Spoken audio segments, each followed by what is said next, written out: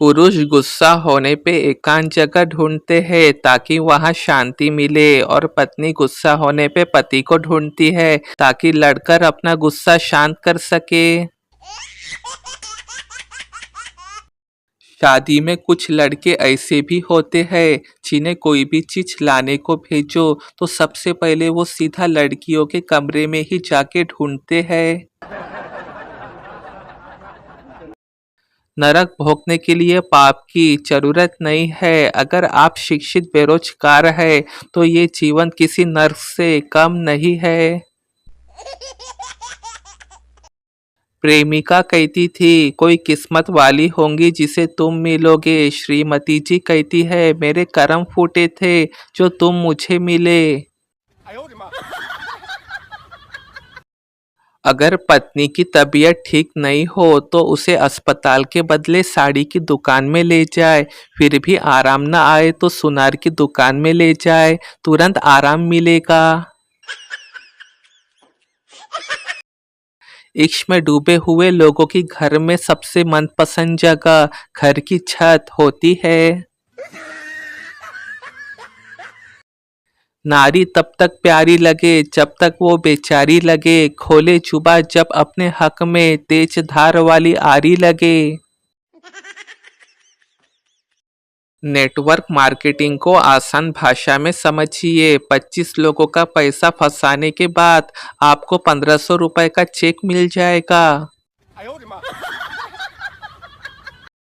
झगड़ा होने के बाद वाइफ पति के पास से ऐसे गुजरती है मानो वंदे भारत ट्रेन बिना रुके स्टेशन से गुजर रही हो। आजकल के इंसान को जीने के लिए जितना जरूरी 2 वक्त की रोटी है उतना ही जरूरी इंटरनेट भी है, वरना उसकी मृत्यु भी हो सकती है। मेरे पास रात को एक परी आई और बोली कि कोई विश मांगो। मैं बोला कि मेरी बीवी झगड़ा बहुत करती है, कोई दूसरी बीवी दिलवा दो। परी ने मुझको बहुत मारा, फिर पता चला कि मेरी बीवी ही परी बन के आई थी।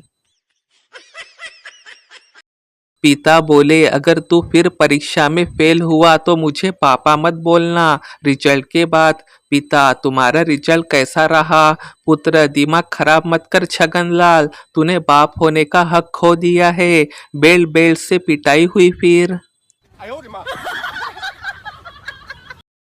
गधा बोला मेरा मालिक मुझे बहुत पीटता है। कुत्ता तो तुम भाग क्यों नहीं जाते? गधा मालिक की खूबसूरत लड़की जब पढ़ाई नहीं करती तो वो कहता है कि तेरी शादी गधे से करा दूंगा, बस इसी उम्मीद से टिका हुआ हूँ। पत्नी मेरी तबीयत ठीक नहीं लग रही है। पति ओह पर मैं तो तुम्हारे साथ शॉपिंग पर जाने की सोच रहा था। पत्नी जानू मैं तो मजाक कर रही थी। पति मैं भी मजाक ही कर रहा था, चल उठ के खाना बना। ठेले पर मिलती है 20 रुपए किलो ककड़ी और 40 रुपए किलो टमाटर, इन्हें महंगे लगते हैं और रेस्टोरेंट में 150 रुपए प्लेट की सलाद चाव से खाते हैं। मेरा जूता कहाँ है? आज तो आपके हाथ की चाय पीने की इच्छा हो रही है। बस ऐसे ही शुरुआत करती है ये महिलाएं अपने पति को किचन का काम सिखाने की। एक बच्चे ने मंत्री के ऑफिस के सामने साइकिल खड़ी कर दी। गार्ड बोला यहाँ से साइकिल हटा। बच्चा बोला क्यों भाई? गार्ड अरे ये वीआईपी इलाका है, यहाँ बड़े बड़े मंत्री आते हैं। बच्चा बोला कोई बात नहीं, मैंने साइकिल में ताला लगा दिया है, चोरी नहीं कर पाएंगे तेरे मंत्री। गार्ड बेहोश। लड़की बोली भैया 100 रुपए का पेट्रोल डाल दो। पेट्रोल वाला डाल दिया मैम। लड़की कितने रुपए हुए? पेट्रोल वाला 200 हुए, लेकिन आप 150 दे दो। चाहे मेहमान से जितनी बातें घर में कर लो, पर जब तक गेट पे खड़े होके आधा घंटा बात ना करो तो मेहमान नवाजी अधूरी ही रहती है। दुनिया में सबसे बड़ी योद्धा माँ है जो जन्माष्टमी पर अपने कंस जैसे बच्चे को भी कृष्ण बना देती है।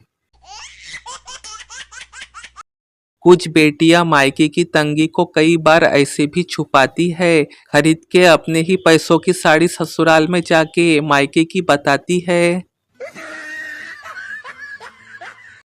कुछ लोग पटाने में परेशान है, कुछ लोग पट के परेशान है। तुम्हारा क्या हाल है?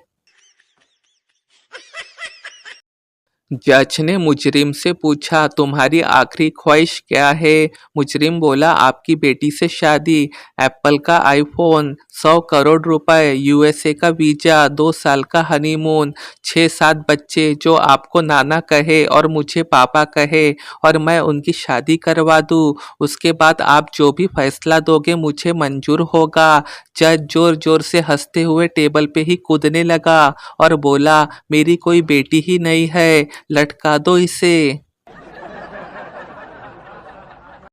1990 में लड़कियां डरती थी कि सास कैसी मिलेंगी, 2018 में सास डरती है कि बहू कैसी मिलेंगी।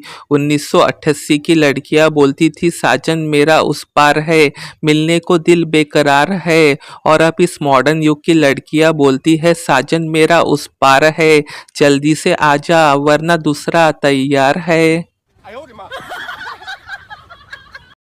बाबू नेट स्लो है, बाबू तुमसे बात करते घर का काम भी कर रही हूँ। ऐसा कह के बाबू की सोना एक साथ कई जगह चैट करने में सफल हो जाती है। एक आदमी लोन की किश्तें नहीं चुका पा रहा था तो बैंक के अधिकारी घर पे आ गए और चिल्लाने लगे, दरवाजा खोल, आज नहीं छोड़ेंगे। वो आदमी नहा रहा था, उसने खिड़की से देखा कि कुछ नागा साधु सड़क पे जा रहे थे। वह पिछली खिड़की से कूद के बिना वस्त्र के उस टोली में शामिल हो गया। चलते चलते पीछे से किसी साधु ने उसके कंधे पे हाथ रखा और पूछा, भक्त तुम्हारी कितनी किश्त बाकी है? आप लोगों ने नोटिस किया होगा फोन कॉल ऐप में कुछ बदलाव आया है। आजकल कुछ पढ़े लिखे लोगों का दिमाग देखिए, साइंस पढ़ा है लेकिन कुंडली में भाग्य ढूंढता है, मोबाइल से चैट करता है लेकिन बोलेगा 5G से बीमारी फैलती है, इंजीनियर बना है लेकिन घर बनवाएगा तो वास्तु पूछ के, डॉक्टर है लेकिन मरीज को झाड़ फूक वाले के पास भेजता है, गूगल पे सब खोजता है लेकिन तर्क से डरता है, सोशल मीडिया पे ज्ञान देता है लेकिन अंधविश्वास पे चुप रहता है। वैज्ञानिक ढूंढ रहे हैं मंगल पर जीवन है या नहीं और हम ढूंढ रहे हैं जीवन में मंगल है कि नहीं। एक अनपढ़ की 1 करोड़ की लॉटरी लग गई। मीडिया वालों ने पूछा, आपने क्या सोच के लॉटरी लगाई? अनपढ़ व्यक्ति बोला, मैंने सुबह देखा तो आकाश में 10 तोते उड़ रहे थे और 3 तारीख थी। मैंने सोचा 3 10 गुना 3 35 और 35 नंबर पे लगा दिया और मेरी लॉटरी लग गई। मीडिया, लेकिन 10 गुना 3 तो 30 होता है। अनपढ़ व्यक्ति, देखा अगर मैं पढ़ा लिखा होता तो मेरी लॉटरी ना लगती। एक बार दामाद अपनी सास के साथ कथा में गया। पंडित जी थाली लेके उनके पास आया और बोला, चढ़ावा डाल दो सब लोग, दामाद मेरी तरफ से ये 10 रुपए। तभी उसकी सास ने पीछे से पंडित जी की थाली में 500 का नोट डाल दिया। दामाद अपनी सास से, आपने 500 का नोट थाली में क्यों डाला? सास बोली, अरे वो तो 10 रुपए निकालते टाइम तुम्हारी जेब से निकल गया था, मैंने वही थाली में डाल दिया। ये सुन के दामाद के होश उड़ गए। एक बेवड़े ने रात को 12 बजे वाइन शॉप के मालिक को फोन लगाया। बेवड़ा बोला, तेरी दुकान कब खुलेंगी? मालिक बोला, सुबह 9 बजे। बेवड़ा, तेरी दुकान कब खुलेंगी? मालिक, बताया ना सुबह 9 बजे। बेवड़े ने फिर फोन लगा के पूछा, दुकान कब खुलेंगी? मालिक बोला, अबे बेवड़े कितनी बार बताऊं, सुबह 9 बजे दुकान खुलेंगी, सुबह 9 बजे। बेवड़ा बोला, मैं दुकान के अंदर से बोल रहा हूँ। घबरा के मालिक दुकान पे पहुंचा, ताला खोल के चेक करने लगा। तभी बेवड़ा पीछे से आया और बोला, अब दुकान खोल ही दी है तो एक क्वार्टर ही दे दे। दुकान मालिक बेहोश हो गया। नरक में जाके यमराज को बोल दिया, ज्यादा ज्ञान ना दो, तुम भी नरक में ही हो। अब कढ़ाई में तेल गरम कर रहे हैं, शायद समोसे खिलाएंगे। बेगम बोली, क्या चांद ला सकते हो? मियाँ कमरे में गए और कुछ चीज छिपा कर लाए और बेगम से कहा, आंखें बंद करो, और वो चीज बेगम के हाथों में रख दी। फिर आंखें खोलने को कहा। बेगम की आंखों में आंसू थे, क्योंकि उनके हाथों में एक आईना था जिसमें बेगम का चेहरा नजर आ रहा था। बेगम बोली, या खुदा, आप मुझे चांद सा समझते हो? मियाँ बोले, नहीं, मैं तो आपको सिर्फ ये समझा रहा था, जिस मुंह से चांद मांग रही हो वो सूरत कभी आईने में भी देख लिया करो। फिलहाल चुम्बन हॉस्पिटल में एडमिट है। एक कड़वा सच, कुछ लोग ना तो पहले आपके थे और ना ही आपके होंगे, और ये बात समझने में कभी कभी आपको वर्षों लग जाते हैं।